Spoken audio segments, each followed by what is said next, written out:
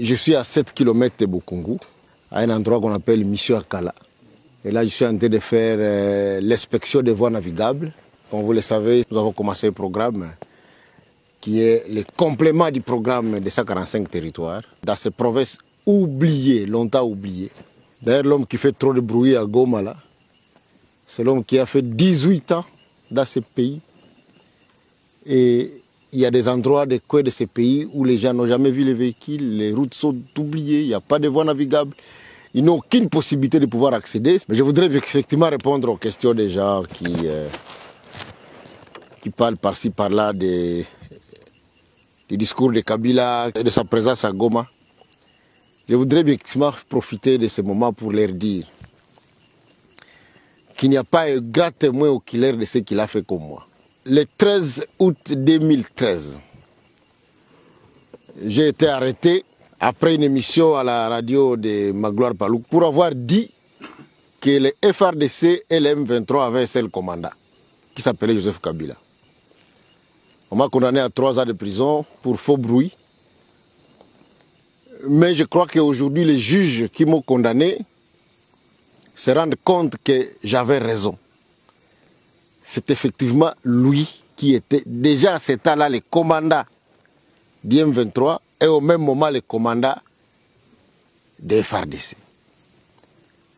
Par cette duplicité qui a duré plus de 18 ans, il a réussi à faire filtrer notre armée de bout à bout, de telle manière que nous sommes incapables de gagner la guerre. Il est allé trop loin, puisque dans les récents affrontements, il appelait individuellement des officiers qui lui sont encore fidèles pour qu'ils puissent saboter les efforts du chef de l'État, notamment en abandonnant des villages tout entiers et des villes entre les mains des rebelles. Donc depuis longtemps, la rébellion du M23 a comme commandant suprême Joseph Kabila. Et d'ailleurs, par mes renseignements, j'avais appris que Nanga voulait devenir président de l'AFC. Kabila a dit non, tu ne peux pas devenir président, tu vas être seulement coordonnateur. Puisque quand tu auras pris Kalemi, moi-même le président, je viendrai pour prendre ma place. En fait, depuis que cette guerre a commencé, il n'y a que lui qui la commande, il n'y a que lui qui la finance. On ne peut pas cacher des choses. Les chefs de l'État, à l'ENOMA, les gens avaient dit qu'ils n'avaient pas raison, mais aujourd'hui, les faits nous donnent raison.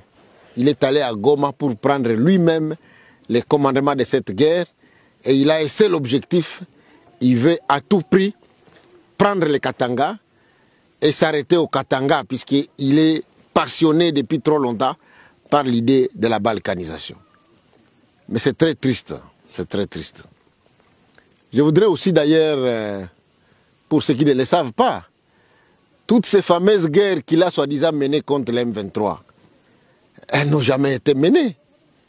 Nous avons été menés sur toutes les batailles, et même quand Mamadou Ndala, notre oncle de Wamba, et le général Baouma, notre oncle aussi de Isangi, lorsqu'ils ont décidé de mettre fin à cette guerre, ils ont fermé leur téléphone. Kabila ne savait pas les atteindre. Mais à la fin, vous savez ce qu'il en a fait. Il a tué Mamadou Ndala, il a tué aussi le général Baouma.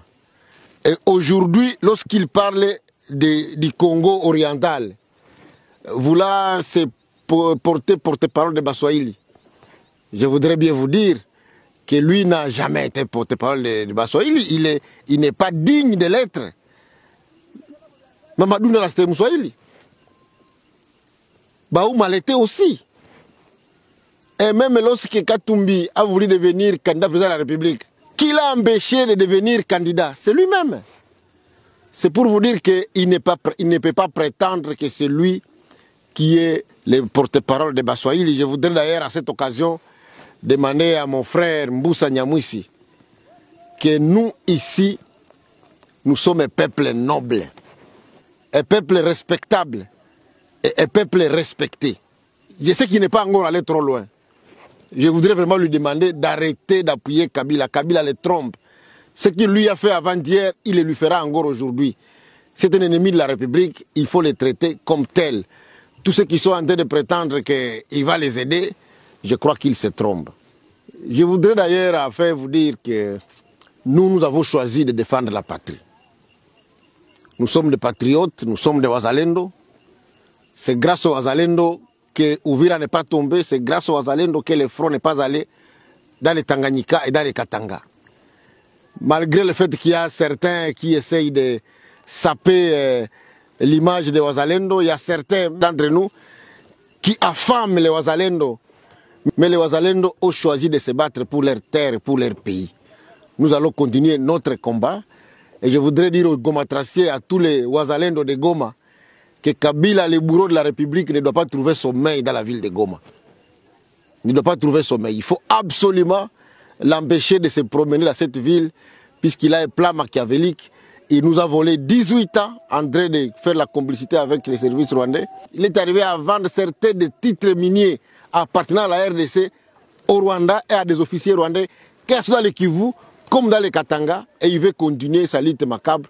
Nous allons rester derrière Tshisekedi pour les combattre.